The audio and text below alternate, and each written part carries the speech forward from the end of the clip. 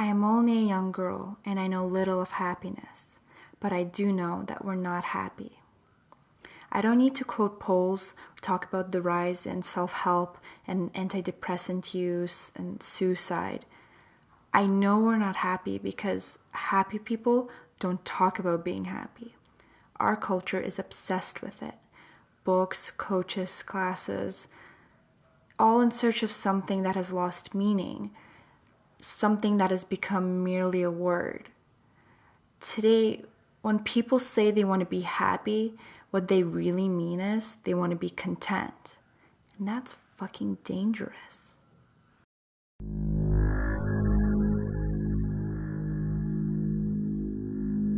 We are systematically taught that if we're not happy, then something is wrong with us. We're told to deny our very nature. We're supposed to feel angry, sad, anxious, and tormented. But these days, if you show any true emotion, you're criticized and laughed at.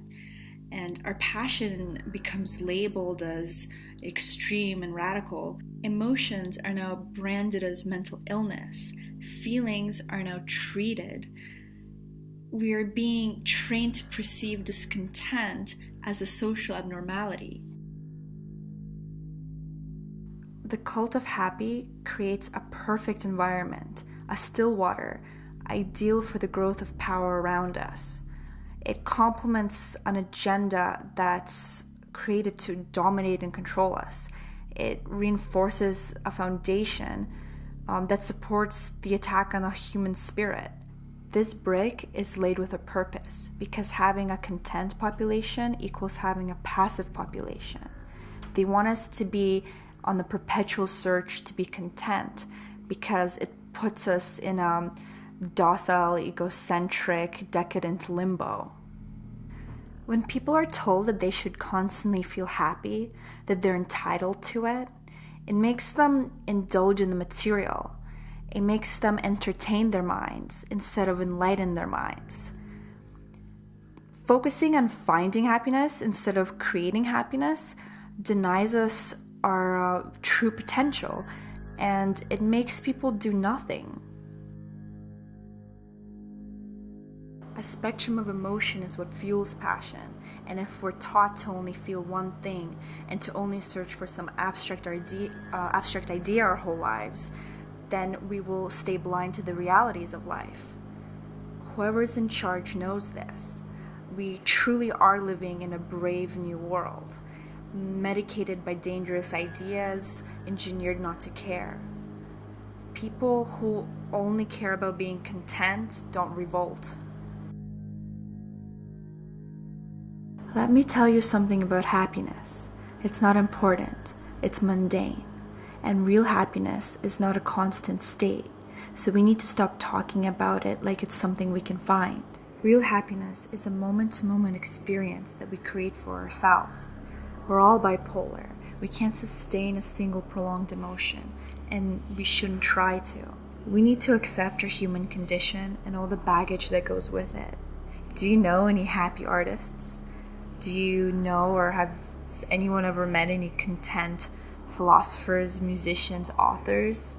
Do people create and innovate because of inspiration and desperation, or because they're comfortable and glad? Not being content is a motivator. If you somehow find happiness, then you're done. It's over. Sit back and enjoy. True happiness is only attainable in glimpses, just like all the other states of mind. They overtake us in a moment's breath, and we should let them, because resisting them is unnatural. And if we let our gardens be poisoned by false realities, then nothing will grow. Being unhappy is much better than living in a world invented by forced joy. So good news, we aren't happy. So can we focus on the things that truly matter instead of trying to attain an unattainable abstract?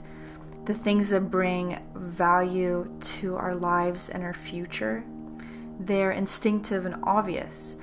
They're everything the power structure and ruling classes are trying to extinguish. I guess you could call it love. love for individual achievement, love for your family and the willingness to work within a family unit, love for your community and friends, love for art and knowledge and truth, and most importantly, love for freedom, because nothing is possible without freedom.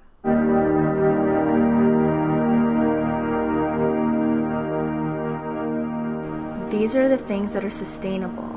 These are the things that are hard to chip away at and that grow. Ignore the material. Ignore the surface. Ignore the unattainable juvenile ideas of happiness and begin to value what really matters. This is a call to snap out of inaction. This is a call to care. This is a call to brave the world.